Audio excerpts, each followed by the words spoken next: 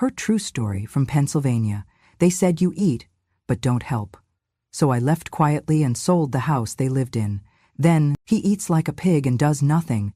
I'm not her babysitter, so maybe she should take the hint and get out before I have to kick her out. The words were sharp, meant to wound, not warn. They dropped heavy into the silence of our modest dinner table, like a stone in still water, prickling out across plates of meatloaf and overcooked peas.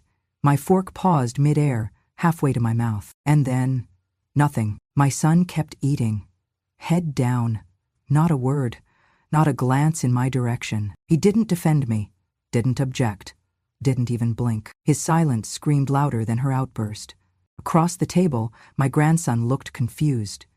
He was too young to understand everything, but he understood enough to fall quiet, the way children do when the air becomes too heavy with adult anger. I chewed, swallowed, then carefully set my fork down beside my plate.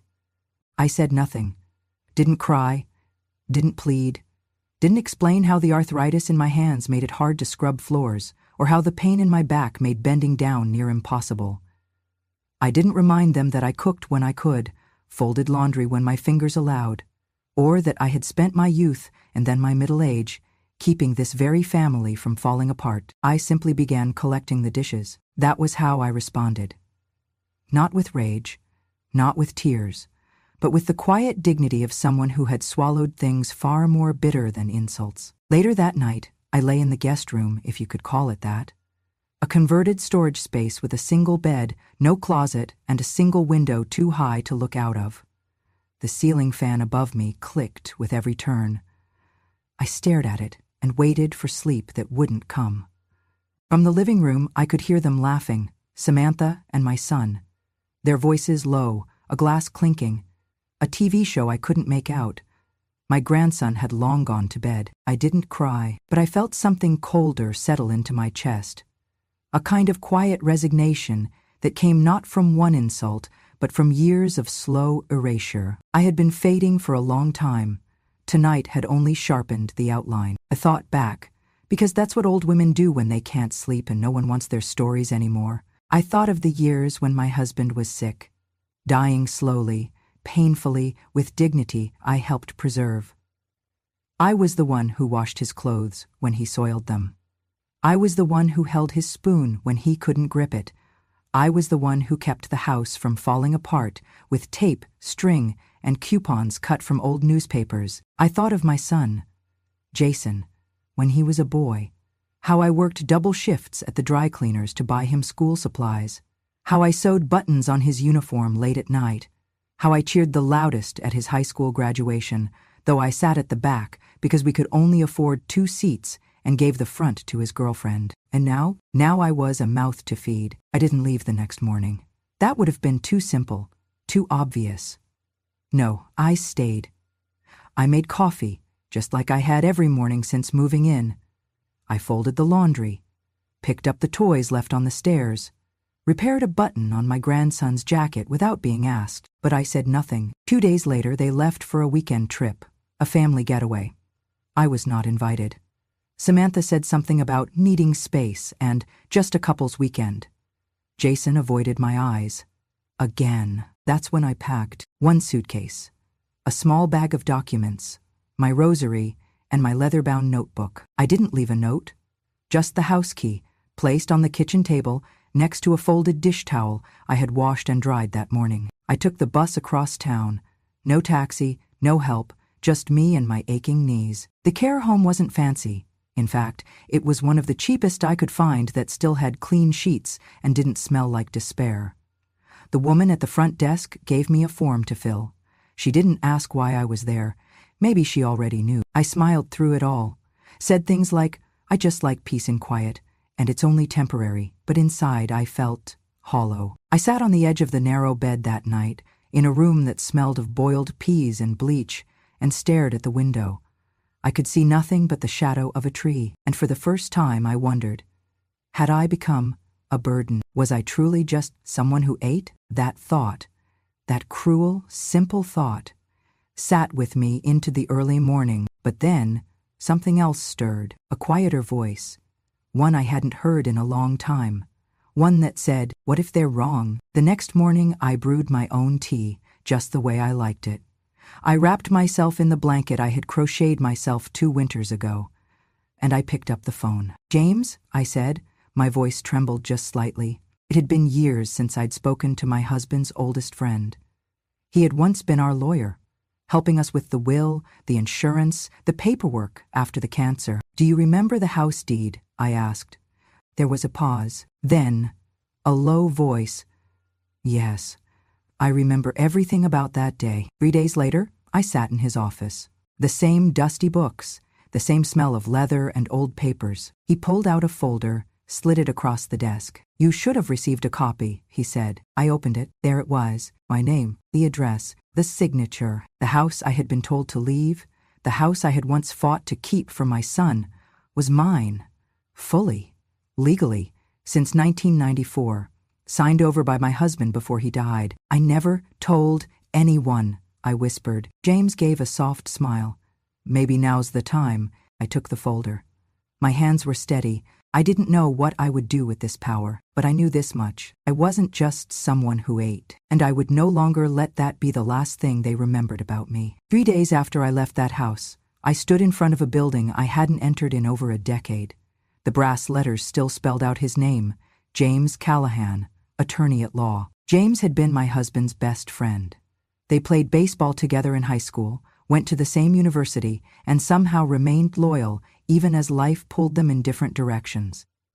James had helped us draft our wills, settled the insurance paperwork, and transferred the deed back when my husband's cancer diagnosis made everything feel like it was running out of time. I sat in the leather chair across from his old oak desk, surrounded by dust and legal books that hadn't moved in years.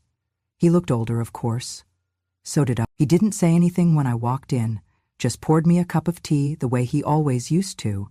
2 sugars, no milk. When he finally spoke, it was quiet and without question. "You want me to pull the deed?" I nodded. James moved with slow precision, opening a locked drawer, pulling out a thick manila folder. He laid it down in front of me, opened it with a reverence that reminded me of a priest unveiling scripture. There it was. My name, full, legal, alone, address of the house, date, June 12, 1994, signature. My husband's trembling hand, witnessed and notarized. The house that I had scrubbed and polished and fed generations in, the house I had been told to leave, was mine, legally, completely, and had been for 30 years. I stared at it like it was a photograph of someone I had once loved, lost, and nearly forgotten. "I didn't know he followed through," I said quietly. James smiled gently. "He came in the week after he got the terminal diagnosis. Told me he didn't want you to ever end up homeless. Said, and I quote, 'She built this family. She should never have to ask to stay in her own home.'" I pressed my hand to my chest.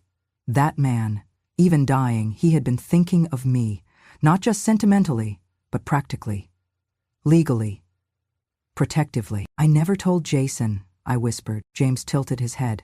"Did you think you'd never need to?" I took a long breath.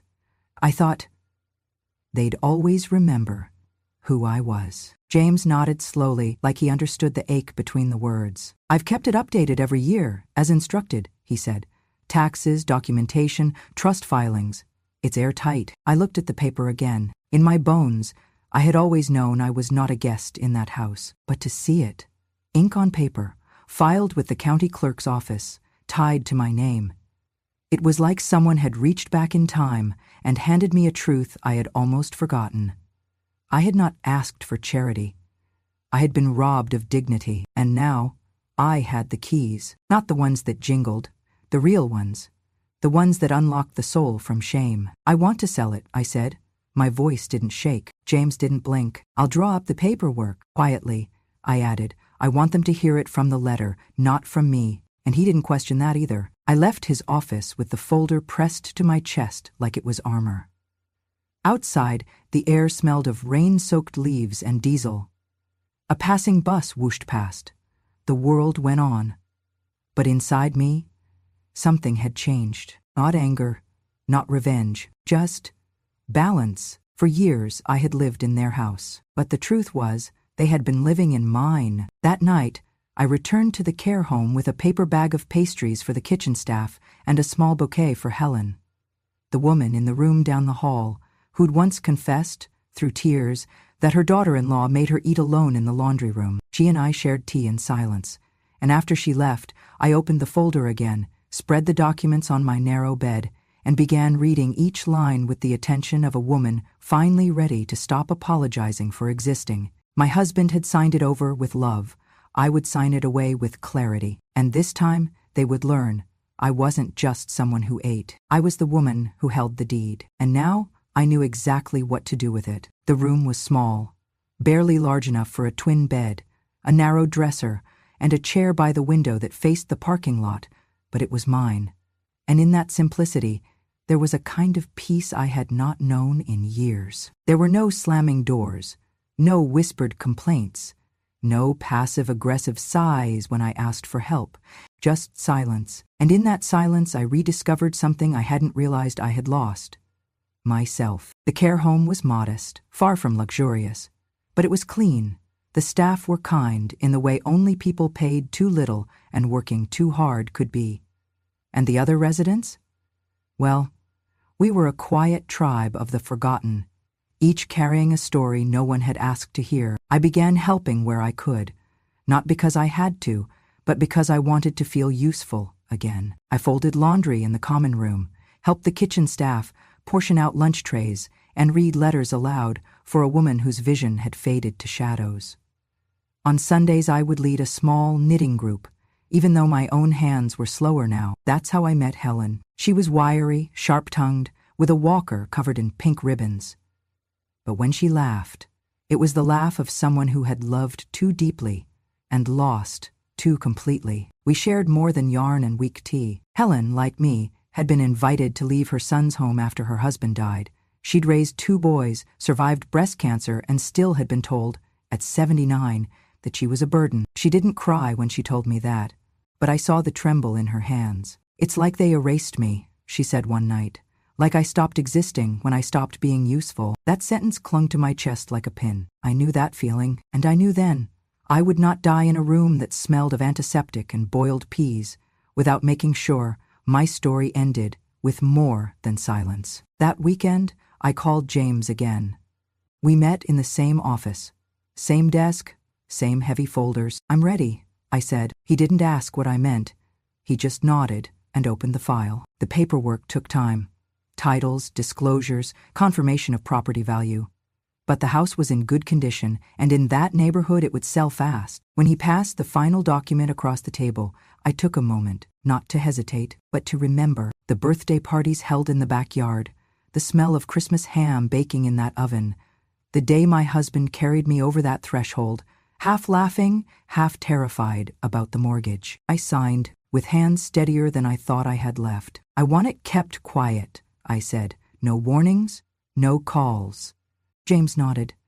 "They'll get the notification the day after escrow closes." Perfect. I walked back to the care home with a strange mix of sorrow and satisfaction in my chest. I wasn't doing this to punish them.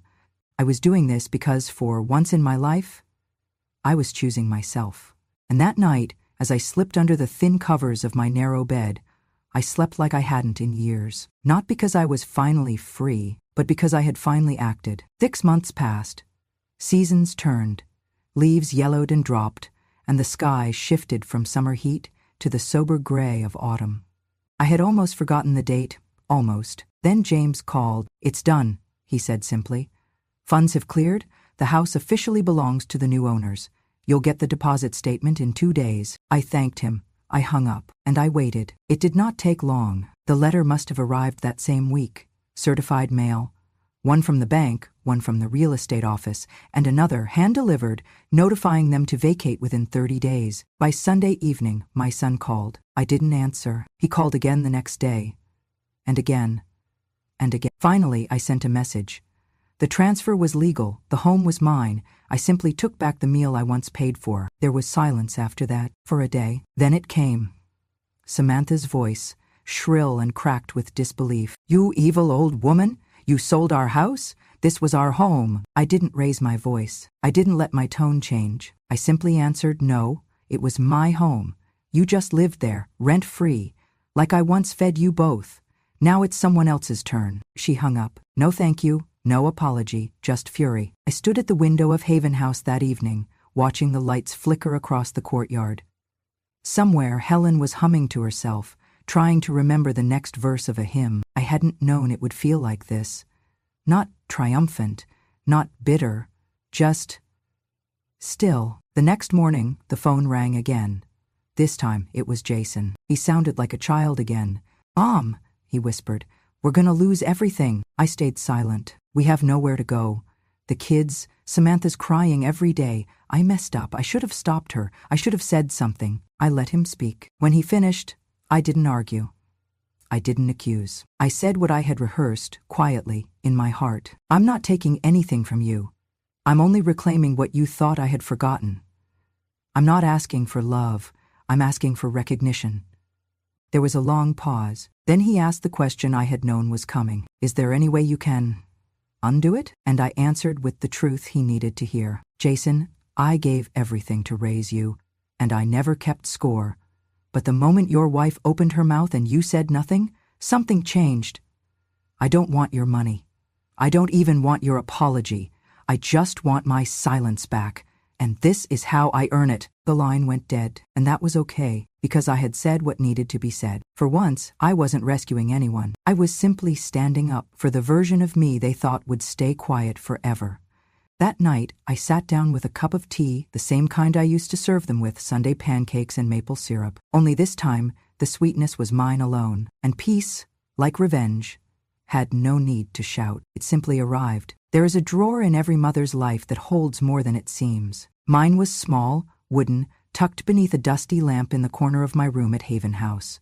It held birthday cards, prayer beads, faded photographs, and one leather-bound notebook. My husband gave it to me on our 25th anniversary. On the first page, in his handwriting, it read, "For the things we never want to forget." And I hadn't. That evening, after Samantha's voice had stopped ringing in my ears, I opened that drawer with hands steadier than I expected. The notebook smelled faintly of lavender and thyme. At first, it had been a place for shopping lists and recipes, quick notes from church sermons, a reminder to send a thank you card. But over time, it had transformed, quietly, organically, into something else, into a record, not of bitterness, not of blame, but of love, the kind given, over and over, without ever being returned as a receipt. I turned the pages. 1994, Jason's tuition after he dropped out. $2,300, 0 cents. 1996, co-sing the car loan. Paid the first 5 months. $1,800, 0 cents. 1999, emergency room bill. Jason refused to let Samantha's insurance pay. $740, 0 cents. 2001, wedding gift. So you can have a real honeymoon. $5,000, 0 cents. 2005, covered rent for 3 months during unemployment. $3,600, 0 cents. 2008, bought crib and stroller for first grandchild, $1,200, 0 cents. And on and on. 30 years of quiet generosity. Moments I had forgotten, until now. Until being called a burden forced me to account for what I had carried. I kept reading. 2011, down payment for their second car. $4,000, 0 cents. 2013, replaced their water heater when it broke. $950, 0 cents. 2015, helped with IVF costs. $7,000, 0 cents. 2017, paid for Samantha's dental surgery. $2,100, 0 cents. 2020, pandemic groceries. $4,500, 0 cents, across 5 months. The total? Over $120,000, 0 cents. Maybe more. I had never calculated before. But now they had forced me to. I remember whispering to myself, I used to give without keeping track. But they made me start counting, and it broke my heart to see it all laid bare. Not because I regretted it, but because they had pretended it never happened. So I made copies. Each page, neatly labeled and organized, and I gave it to James, my lawyer, as a kind of living will, a testament not of material wealth, but of maternal labor. This isn't for revenge, I told him. This is so that someday, if they ask why, I won't have to say a word. The numbers will speak for themselves. He looked at me across his mahogany desk and nodded slowly. You're not wrong, Ruth, he said. You're just finally being honest about what it cost. I smiled faintly, not from satisfaction, but from clarity, because I had loved them more than they'd ever noticed. And now I had proof that my silence hadn't meant absence. It had meant sacrifice. That night, I placed the original notebook back in its drawer. But this time, I added one final entry. 2023, sold the house, built a new one, for women like me, called it Haven House, worth $0, 0 cents in interest, value immeasurable. I closed the book and whispered, they thought I was just an old woman who ate without giving. But I fed them, daily, for decades. And now, I'm finally feeding myself. When the house sold, the money didn't feel like triumph. It felt like closure. I didn't spend it on cruises or new clothes or revenge. I didn't want to teach them a lesson. I wanted to build something that spoke louder than resentment. So I went looking, not for a place to live, but for a purpose. It started with a visit to a small building on the east side of town. 4 units, faded paint, a sagging porch that needed new wood, but it had good bones. And it was quiet. The agent looked at me like I was lost. Most folks your age look for retirement communities, she said. This isn't exactly luxury. I'm not looking for luxury, I replied. I'm looking for use. I bought it that day. Then I named it Haven House. Below the nameplate, I added a simple phrase engraved into the wood. No one here proves their worth to stay. I didn't want it to be just a shelter. I wanted it to be a balm and a place for women like me, like Helen, like the many invisible elders who'd been told they were burdens, who had been tolerated, not loved, dismissed, not cherished. It took a few weeks to get things in shape. I hired a local handyman, Tommy, whose mother had been in a care home too. He worked weekends for free, once he learned what the house would be. You're building something good, he said. Feels rare these days. We painted walls, planted herbs in old bathtubs turned into garden beds. I furnished the rooms with warmth instead of price tags. Soft chairs, good lighting, a kettle always ready. I invited Helen to be the first resident. She cried when she walked in. You didn't forget me, she whispered. Of course not, I said. We remember those who've been forgotten. Over time, we welcomed 3 more, all women with stories etched into the lines around their eyes. Some had been cast out by children. Others had outlived everyone they ever loved. There was Miss Beatrice, who used to be a school teacher. She still corrected our grammar with a wink. There was Marion, who once ran a flower shop and now grew basil on the windowsill like it was her life's prize. And there was Roland, our first man, a widower who cooked better than any of us and always had a joke ready. I became the unofficial manager. I bought groceries, organized doctor visits, helped them review their legal papers when needed. On Thursdays, I brewed tea and read the local paper aloud. On Sundays, we played records and danced in socks on the wood floor. One day, Roland paused while slicing tomatoes and looked at me across the counter. You know, he said, we're alive today because someone once called you a leech. I froze, then laughed, a deep, stunned laugh. Ironic, isn't it? I said. He nodded. You turned pain into shelter. That's more than most ever manage. That night, I wrote a new entry in my notebook. They called me a burden, but with the money from that burden, I'm feeding 4 souls who now sleep in peace. The house didn't have locks on the inside doors, not because we didn't value privacy, but because we had nothing to hide. We trusted each other in ways our own families had failed to do. One evening, as the sun poured golden over the porch, I stood with Helen, holding mugs of chamomile tea. Italy happy. I never thought I'd be happy again, she said softly. You're not alone, I told her. She smiled. Neither are you. And for once, I believed it. Because Haven House wasn't just walls and windows. It was a statement. A memory turned into meaning. And every laugh, every shared meal, every quiet nap in the sunlit chairs was proof that I was never just someone who ate and did nothing. I had been someone who gave, who endured, who remembered, and now?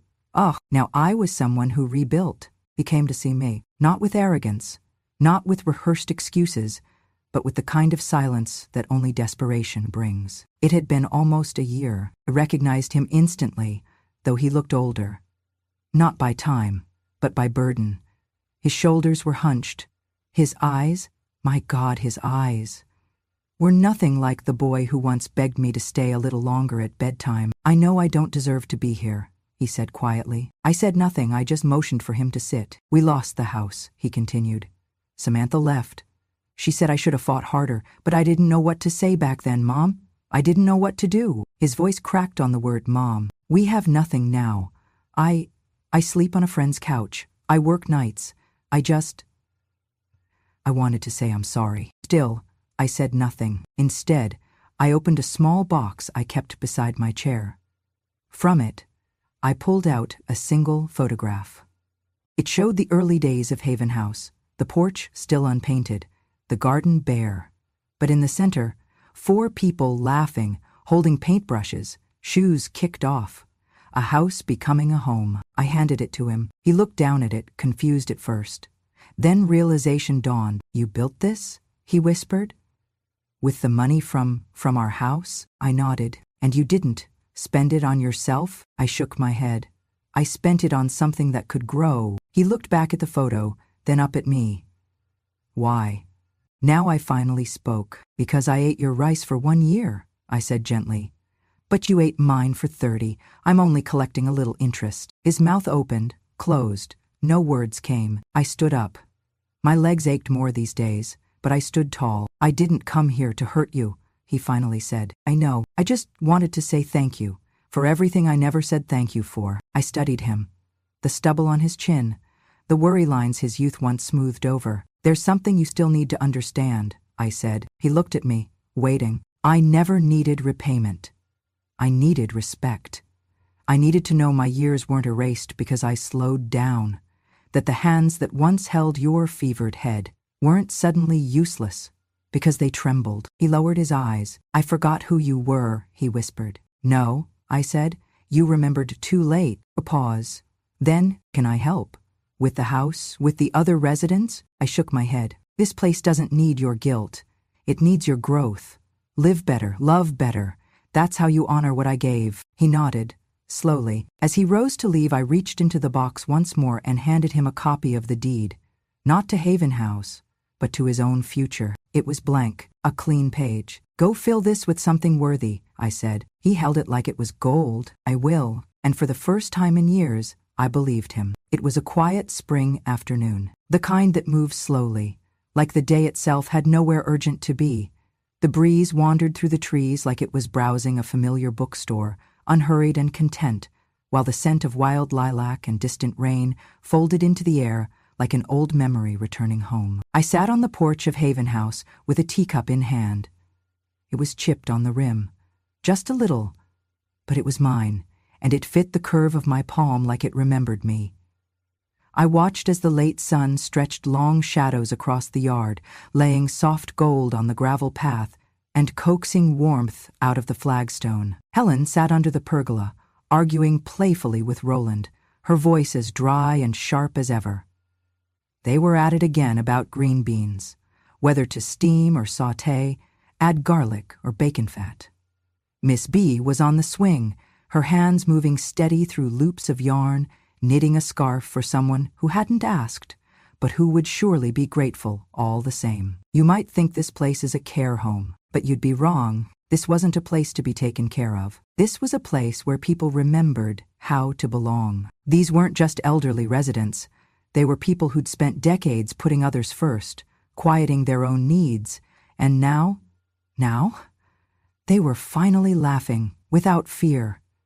They were stories still unfolding, no longer shelved behind hospital curtains or family pity. I had just taken a sip when I noticed a woman approaching from the gate. I didn't recognize her, thin, elegant, wearing a Sunday hat too formal for a Tuesday. She walked like someone who used to wear heels even when she didn't have to, the kind of woman who had practiced smiling with just the right amount of reserve, She paused, glanced around, then made her way up the porch steps and sat beside me without asking.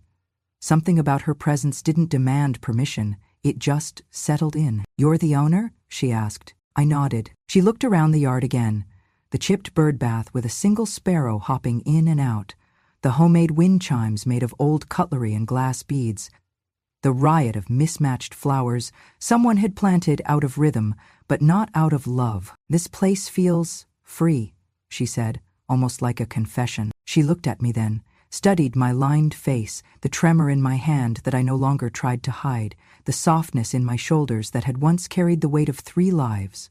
"Why don't you live with your children?" she asked gently, not as an accusation, just curiosity wrapped in politeness. I didn't answer right away. I let the question float between us, light as pollen, suspended in the hush of the afternoon.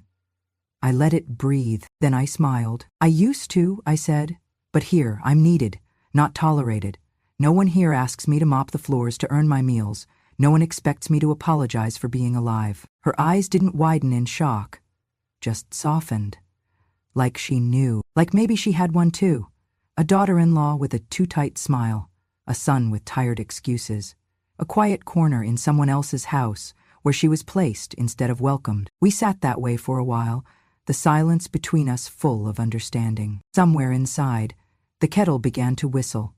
It was a song I'd come to love, an old friend calling me back inside for warmth. Helen's voice rang out again from the pergola, loud and opinionated. "I don't care what Roland says, I'll die before I boil green beans." Roland's laugh answered her, rolling across the garden. Miss Bea chuckled without looking up from her yarn. The woman next to me smiled. A real one this time. One that started in her eyes. "I think I get it now," she said softly. I nodded, sipping my tea. "You don't always have to win the fight," I said. "Sometimes just walking away is the loudest thing you can do." The sun had dipped lower, brushing amber onto every leaf, every sill, every wrinkle, and somewhere, inside that home, someone had started humming. An old church hymn, out of tune, but not out of spirit. It wasn't grand, it wasn't dramatic, but it was enough to remind me that the quietest lives sometimes leave the deepest echo, enough to let me know that the years I thought were stolen had bloomed again. Here, in chipped teacups and green bean debates, and scarves no one asked for. This was my justice. Not a courtroom, not revenge. Just a chair on a porch and the knowledge that I had built something that outlived bitterness. And maybe, just maybe, that was the most powerful kind of ending. Or rather, the most beautiful kind of beginning. If you've ever been called a burden, if you've ever stayed silent just to keep the peace, if you've ever been made to feel like your worth ended with your usefulness, then hear this, you are not alone. I'm not telling you a story I heard. I'm not retelling something that happened to someone else. I am a mother from Pennsylvania, and I have lived this. Every bitter word, every cold glance, every thankless dinner and quiet ache that came from watching the people you once held in your arms look through you like furniture. And I have reclaimed every dollar, every sleepless night, every whispered insult they thought I'd forget. Because love, as I've come to understand, isn't always soft. Sometimes, love is standing at a kitchen sink after being called a burden and washing dishes anyway, because you know what kind of woman raised you. Sometimes, love is putting one foot in front of the other down a hallway lined with the laughter of people who no longer see you. Sometimes, love is signing your name on the dotted line and realizing that the only person who's going to save you is you. And sometimes, love isn't about staying. It's about leaving without slamming the door, without shouting, without asking anyone to follow. It's building something new, not for the family who left you behind, but for the strangers who needed someone to believe in them again. That's what I did. I took a home where I wasn't wanted and turned it into a home for people who'd been discarded just like me. Haven House is more than a name. It's a statement that we do not have to die quietly, that our stories matter even if no one claps when we tell them, that the years we gave away freely were not wasted just because they were unappreciated. I didn't start out brave. I started out broken. But piece by piece, I remembered who I was before the world told me I was too old, too slow, too much. And you can, too. If you're sitting there thinking no one would believe your story, if you're thinking it's too late to take back your voice, Let me be the one to say, it is not too late. You are not too old, and you are not alone. I tell these stories because they need to be told. Because silence is where injustice grows.